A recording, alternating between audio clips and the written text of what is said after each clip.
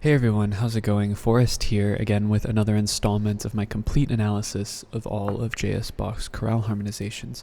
Today we're looking at O Gott, du frommer Gott, which translates to O God, you righteous God. We've looked at this particular text, or we've seen a chorale with the same title before back in episode 89, so if you're interested in seeing another harmonization, go ahead and check out that episode. But we're looking at this one today. Pretty straightforward. A couple of interesting modulation points I'll talk about when I get to them. Excuse me. But other than that, more or less, the harmony is functioning the way we would expect it to. We have 4 sharps in the key signature. We start on E major. We end on E major. So I reckon we're in the key of E major. We start off on a tonic triad, like I just said. Passing tone in the tenor, but before we go any further, we have one of these weird subdominant cadences here where it sounds like we're cadencing on 4, but because we really don't have textbook vocabulary for it, I'm going to call it an imperfect authentic cadence in the key of A. So next chord we have is E, B, E, and G sharp, just another tonic triad in root position. We then have F sharp, A, D sharp, and F sharp, a little non-chord tone here in the melody. That is D sharp diminished over F sharp, which is our 7 chord in first inversion. G sharp, B, E, and B with a passing tone in the alto is another tonic triad. This time in first inversion, we usually see 7 linking the two together. And then we have F sharp, E, G sharp, and B, but of course this F sharp is an accented non-chord tone, and this is really just a root position tonic triad. However, I think this is a brief modulation to A. And we can call it 5 because E is also the dominant of A. We then cadence on A major, A, E, A, and C sharp, but the root of the chord is not in the melody, which makes it imperfect authentic. And I think even though we have this gap here, it doesn't sound like we ever really left the key of E, but for the sake of analysis, we'll call this A a common chord as well. So this analysis always looks kind of wonky to me, but for lack of better terminology, it's kind of what's going on. Okay, next cadence, we have a perfect authentic cadence in the key of E major, so no need to modulate. We do start off, however, with secondary dominant. We have A sharp, C, F, and C, or C sharp and C sharp. And depending on how you look at it, this could be a 4 chord, or I think this is 5/6 of 5, because F sharp major over A sharp is the the dominant of our 5, which is B. But this E right here also kind of makes it sound diminished because we get rid of the root of the chord, but I hear it more like a 5 than anything else. Then we have our 5 chord, B, B, D, and F sharp, B major, it's our dominant, neighbor tone in the alto, and then we have A natural. So with A natural in the bass and a B major triad on top of it, that's B7 over A, which is just 5/4/2, no need to reiterate the Roman numeral. We then have G sharp, B, E, and B. 5/4/2 most often goes to 1, more specifically 1/6. We then have B, B, F sharp, and A, D, B, F sharp, and A, which is B7 over D, that's 5/6. We then have E, B, E, and G sharp, which is our tonic triad, E major. We leap down to B. Then we have B, D, and F sharp, which is a 5 chord, a little delayed 7th in the tenor, and of course we cadence on E major. And with the tonic of the chord in the melody, makes it perfect authentic.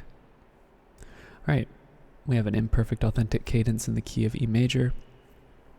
We start off with G sharp, B, E, and B, which is just a first inversion tonic triad, so no need to reiterate the Roman numeral. We then have A, E, and C sharp, which is a root position A chord. That's our 4 chord. Skip up to C sharp in the tenor. Then we have F sharp, A, and C sharp. That is a root position F sharp minor triad, which is 2. Passing tone in the tenor. Very active tenor line here. We then have B, D, A, and D. However, I think what's really going on here is we have 2 accented non-chord tones going on. So we really have B, E, G sharp, and B. And this is really a 1/6/4 chord. Before we go to 5, B, D, F sharp, and A. So I think this E is also an accented non-chord tone. This is actually 5/7 because we have the 7th of the chord in there. So we can go ahead and use this bracket like some textbooks like to use. And of course we cadence on 1. But the third of the chord is in the melody, not the root, so it's imperfect authentic. Okay, so looking ahead, we have a perfect authentic cadence in the key of the dominant. This actually sounds like a perfect authentic cadence. It doesn't sound ambiguous like some of the other half cadences, which could be analyzed as imperfect authentic in the key of the dominant. But this one sounds very clearly in the key of the dominant, so no misconstruing anything here. So we have D, B, F sharp, and F sharp, which is B major over D, which is 5/6. And I think at this point we have modulated. It sounds like 1/6 in the key of B major, and we could say that that goes to 4. Yeah, I don't have a problem saying that. I also wrote B flat for some reason. Sorry, no, this is just B major. Then we go to E, B, F, and G sharp. Probably the most interesting chord in the whole chorale. This F sharp right here is very fascinating because we know that E major is being implied here, which is 4 in root position in the key of B major. However, this F sharp, I think it is a suspension or an accented non-chord tone, but really just a 9/8 suspension over the bass, but the bass never fully resolves.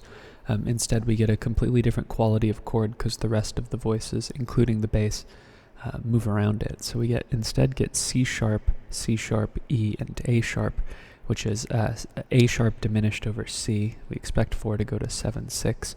A sharp diminished being our 7 chord, and then we go to B, F sharp, and B, D, F sharp, and B, which is a first inversion B major chord.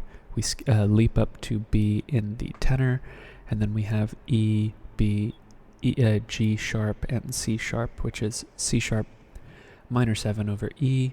Bach loves his 2-6-5 chords, and then we have F, B, F sharp, B, F sharp, and D sharp, which is not a 5 chord. I was going to call that a 5 chord with the suspension, but that's a 1-6-4 chord actually, B major over F sharp.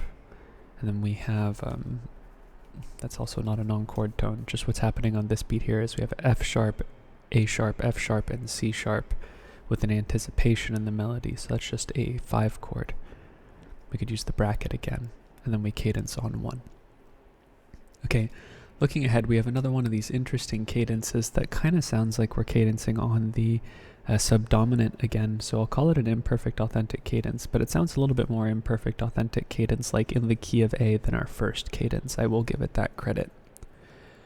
But I do think we go to A major through E major, though. This just sounds too E major-like for me to avoid. So if we have D, B, F sharp, and B, I think that is our modulation or our common chord. We can just call that 5/6, D sharp, B major over D sharp. And I think we know that this is moving to E because we have A natural, and A natural implies dominance. If we were still in the key of B, we would have A sharp.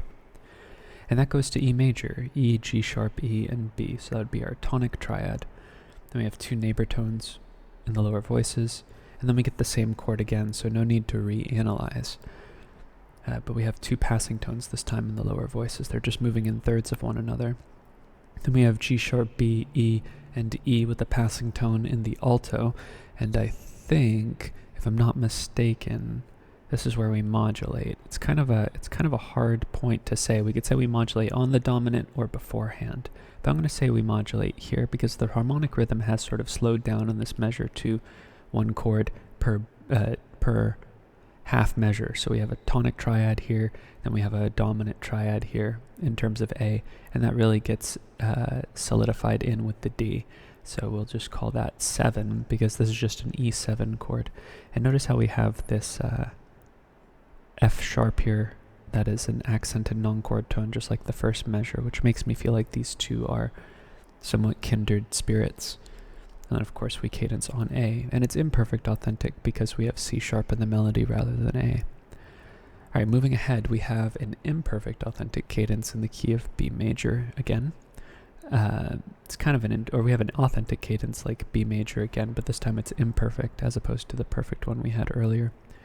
This is kind of an interesting cadence in the sense that we have some chords that we don't have a lot of time to modulate, so the process is squished together. So I think we modulate over a secondary dominant. That could just be me, I don't know.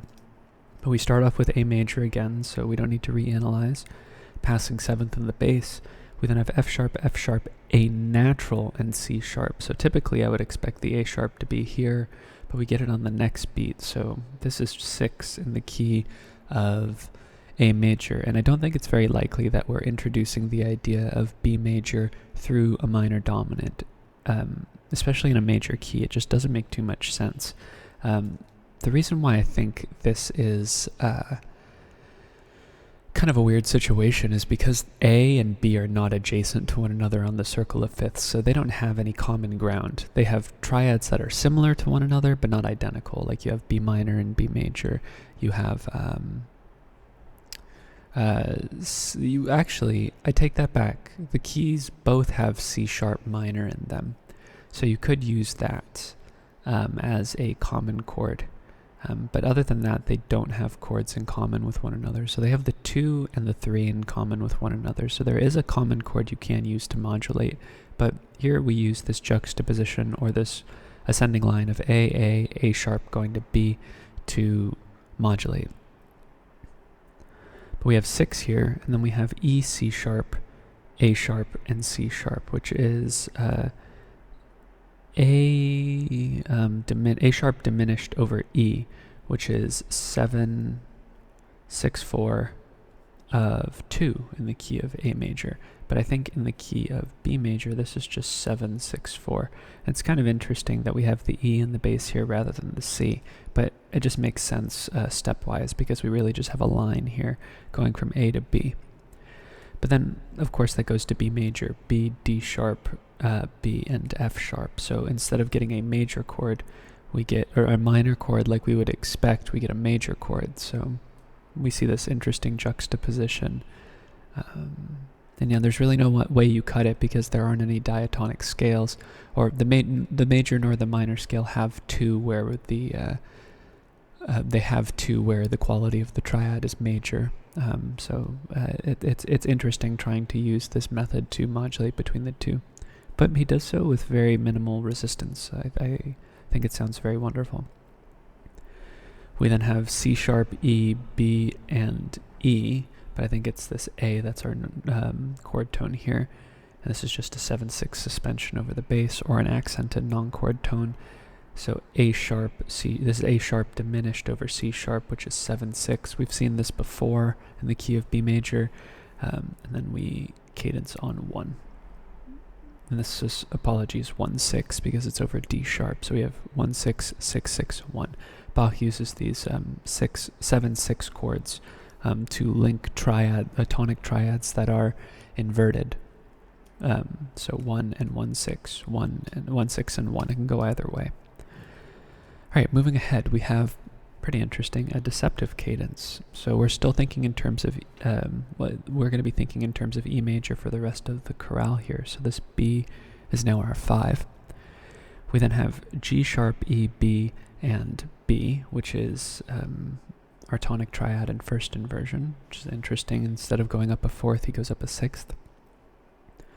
We then have A, E, A, and C sharp, which is a 4 chord, A major root position. We then have G sharp, E, B, and B. It's another first inversion E major chord, which is our tonic triad, first inversion. We then have F sharp, A, B, and C sharp. But I think this B is an accented non-chord tone, and instead, this is an F sharp minor triad in root position, so we'll call that 2 in the key of E major. And we get a very similar progression that we saw here. So instead of 1, 1, 6, 4, 2, we have 1, 4, 1, 6, 2. But we have this idea of sort of 4, 2 in root position, starting things off. But here we have B, B, G sharp, and B, which is not really a complete chord. So what I think is actually happening here is, or B, B, G sharp, and D.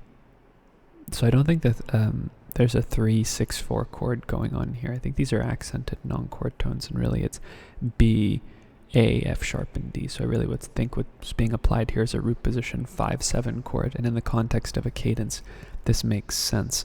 And then we cadence not on E major, but C sharp minor, C sharp, G sharp, E, and E, which is a 6 chord. And of course, we end the chorale with a perfect authentic cadence. We have D, F sharp, and B, first inversion, B major triad, 5-6, sort of this double neighbor tone or ascending filigree figure here. And that goes to our tonic triad and root position, E, G sharp, E, and B. Passing tone in the bass, we have C sharp, A, E, and A, which is A major over C sharp, that's 4-6. Then we have some passing tones going on in the lower voices and the melody, that's B, B, E, and G sharp. It's kind of a passing 1-6-4 chord, but I really don't think it's contributing too much to the harmony, so I'll just mention it but not put it down on the page. We then have A, C sharp, E, and F. That's F sharp minor 7 over A. You know, Bach loves his 2-6-5 chords.